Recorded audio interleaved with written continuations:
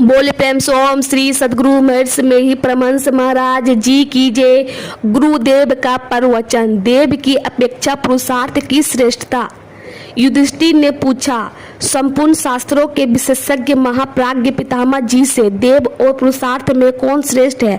भीष्म जी ने कहा, युधिष्ठिर, इस विषय में वशिष्ठ और ब्रह्मा जी के संवाद रूप एक प्राचीन इतिहास का उदाहरण दिया जाता है। प्राचीन काल की बात है। भगवान वशिष्ठ ने लोक पितामह ब्रह्मा जी से पूछा, प्रभु, देव और पुरुषार्थ में कौन श्रेष्ठ है। राजन, तब कमल जन्मा देवादिदेव पितामह ने मधुर स्वर में युक्ति युक्त सार्थक वचन में कहा। ब्रह्मा जी ने कहा, मुने, बीज से अंकुर की उत्पत्ति होती है, अंकुर से पत्ते होते हैं, पत्तों से नाल, नाल से तने और डालियां होती है, उनसे पुष्प प्रकट होता है, फूल से फल लगता है, फल से बीज उत्पन्न होता है और बीज कभी निष्फल नहीं बताया गया है। बीज के बिना कुछ भी पैदा नहीं होता, बीज के बिना फल भी नहीं लगता है। बीज से बीज प्रकट होता है और बीज से ही फल की उत्पत्ति मानी जाती है। किसान खेत में जाकर जैसा बीज बोता है उसी के अनुसार उसको फल मिलता है। इसी प्रकार पुण्य या पाप जैसे कर्म किया जाता है वैसा ही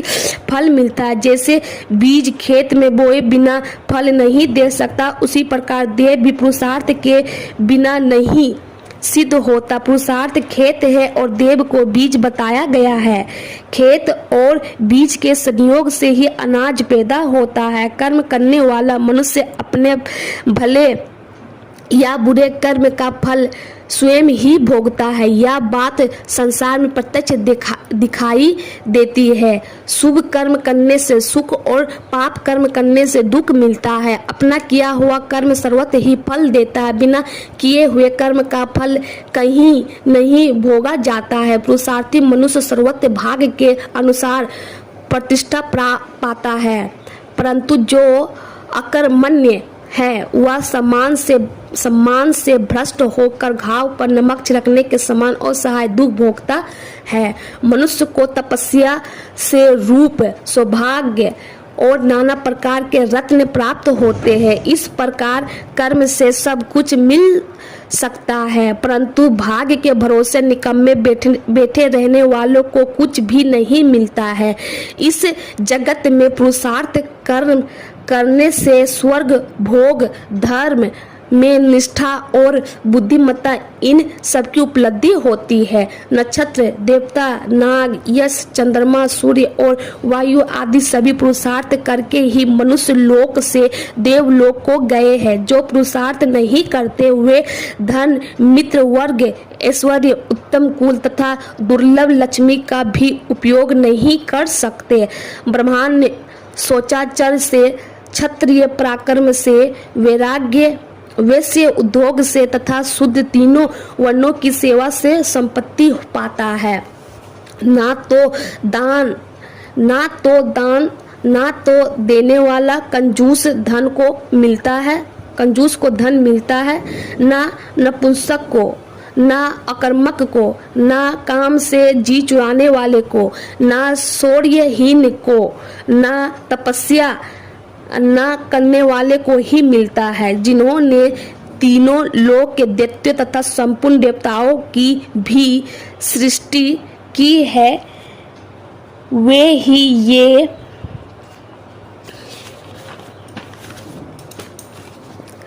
भगवान विष्णु समुद्र में रहकर तपस्या करते हैं।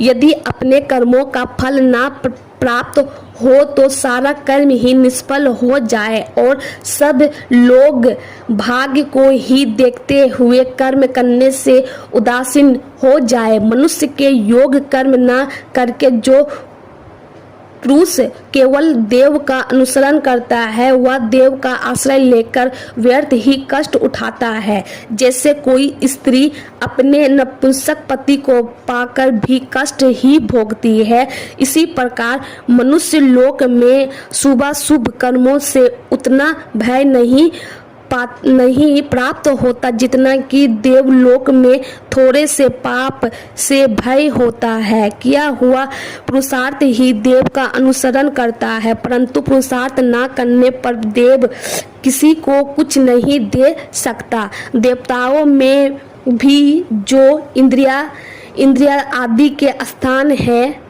वे और नित्य देखे जाते हैं। पुण्य कर्म के बिना देव कैसे स्थिर रहेगा और कैसे वह दूसरों को स्थिर रख सकेगा। देवता भी इस लोक में किसी के पुण्य कर्म का अनुमोदन नहीं करते हैं। अपुति अपनी पराराज्य की आकांक्षा से वे पुण्यात्मा पुरुष में भयंकर आसक्ति पैदा कर देते हैं, जिसमें उनके धर्म में विघ्न उपस्थिति हो जाए। ऋषियों तथा देवताओं में सदा कलह होता रहता है। देवताओं ऋषियों की तपस्या करने में विघ्न डालते हैं तथा ऋषि अपने तपोबल से देवताओं को स्थान भ्रष्ट कर देते हैं। फिर भी देव के बिना केवल कथन मात्र से किसको सुख या दुख मिल सकता है, क्योंकि कर्म के मूल में देव का ही हाथ है। देव के बिना पुरुषार्थ की उत्पत्ति कैसे हो सकती है, क्योंकि प्रवृत्ति का मूल्य कारण देव ही है, जिन्होंने पूर्ण जन्म में पुण्य कर्म किए हैं। वे ही दूसरे जन्म में भी पुण्य संस्कार वश पुण्य में वृत्त होते हैं। यदि ऐसा ना हो तो सभी पुण्य कर्मों में ही लग जाए। देव लोक में भी देव वश ही बहुत से गुण यानी सुखद साधन उपलब्ध होते हैं। आत्मा ही अपना बंधु है, आत्मा ही अपना शत्रु है तथा आत्मा ही अपने कर्म और अकर्म का साक्षी है। प्रबल पुरुषार्थ करने से पहले का किया हुआ कोई भी कर्म बिना किया हुआ सा हो जाता है और वह प्रबल कर्म ही सिद्ध होकर फल प्रदान करता है। इस तरह पुण्य या पाप कर्म अपने यथार्थ फल को नहीं दे पाते हैं। देवताओं का आश्रय पुण्य ही है। पुण्य से ही सब कुछ प्राप्त होता है। पुण्यात्मा पुरुष को पाकर देव क्या करेगा। पूर्व काल में राजा यथाति पुण्य क्षीण होने पर स्वर्ग से च्युत होकर पृथ्वी पर गिर पड़े थे, परंतु उनके पुण्य कर्मों दो हित्रों ने उन्हें पुण्य स्वर्ग लोक में पहुंचा दिया। इस तरह पूर्व काल में एल नाम से विख्यात राजश्री पुरुरवा ब्राह्मणों के आशीर्वाद देने पर स्वर्ग लोक को प्राप्त हुए थे। अब इसके विपरीत दृष्टांत देते हैं। अश्वमेध आदि यज्ञों द्वारा सम्मानित होने पर भी कौशल नरेश सोदास को महिष वशिष्ठ के श्राप से नरभक्षी राक्षस होना पड़ा। इसी प्रकार अश्वत्थामा और परशुराम ये दोनों ही ऋषि पुत्र और धनुधर वीर हैं। इन दोनों ने पुण्य कर्म भी किए हैं, यथापि उस कर्म के प्रभाव से स्वर्ग में नहीं गए। द्वितीय इंद्र के समान 100 यज्ञों का अनुष्ठान करके भी राजा वसु एक ही मिथ्या भाषण के द्वेष से रसातल को चले गए। विरोचन कुमार बलि को देवताओं ने धर्म पक्ष से बांध लिया और भगवान विष्णु के पुरुषार्थ से वे पाताल वासी बना दिए गए। राजा जन्मे जय द्विज स्त्रियों का वध करके इंद्र के चरण का आश्रय ले जब स्वर्ग लोक से परिस्थिति हुए, उस समय देव ने उसे आकर क्यों नहीं रोका। ब्रह्मश्री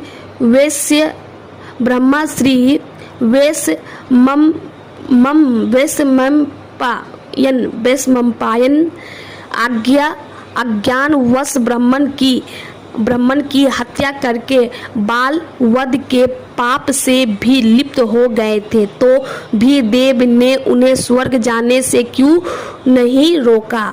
पूर्व काल में राज श्री नृग बड़े दानी थे। एक बार किसी महायज्ञ में ब्राह्मणों को गोदान करते समय उनसे भूल हो गई, अर्थात एक गौ को दोबारा दान में दे दिया, जिसके कारण उन्हें गिरगिट की योनि में जाना पड़ा। राजश्री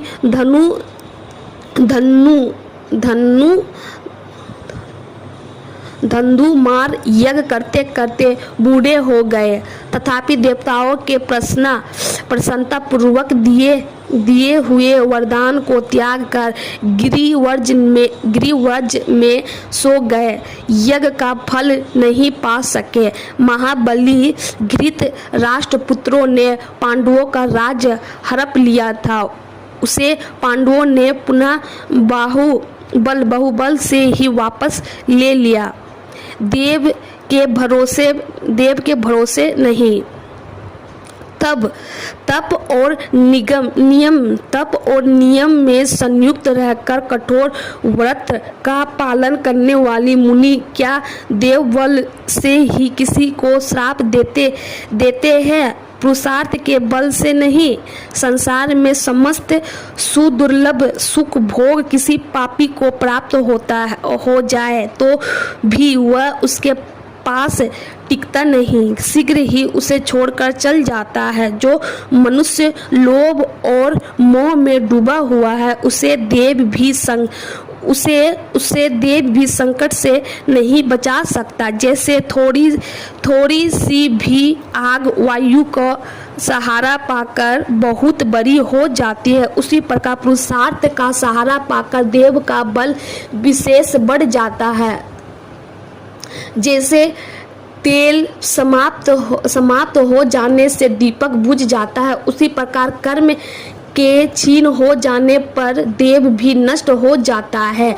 उद्योगहीन मनुष्य धन का बहुत बड़ा भंडार है। तरह तरह के भोग और स्त्रियों को पाकर भी उनका उपभोग नहीं कर सकता, किंतु सदा उद्योग में लगा रहने वाला महामनस्वी पुरुष देवताओं द्वारा सुरक्षित तथा गार कर रखे हुए धन को भी प्राप्त कर लेता है, जो दान करने के कारण निर्धन हो गया है।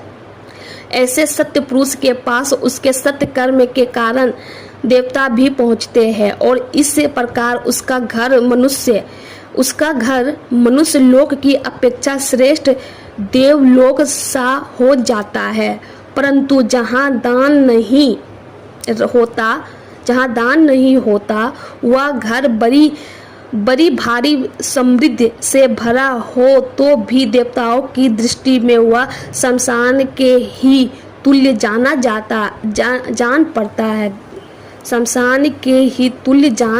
पड़ता है। इस प्रकार जीव जगत में उद्योगहीन मनुष्य कभी फूलता फलता नहीं दिखाई देता। देव में इतनी शक्ति नहीं है कि वह उसे कुमार्ग से हटाकर सन्मार्ग में लगा दे। जैसे शिष्य गुरु को आगे करके चलता है, उसी तरह देव पुरुषार्थ को ही आगे करके स्वयं उसके पीछे चलता है। संचित किया हुआ पुरुषार्थ ही देव को जहाँ चाहता है वहाँ ले जाता है।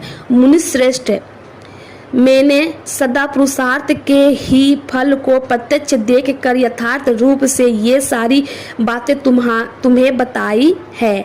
मनुष्य देव के उत्थान से आरंभ किए हुए पुरुषार्थ से उत्तम विधि और शास्त्र स्रोत सत्कर्म से ही स्वर्ग लोक का मार्ग पा सकता है। बोले प्रेम से ओम श्री सद्गुरु महाराज की जय।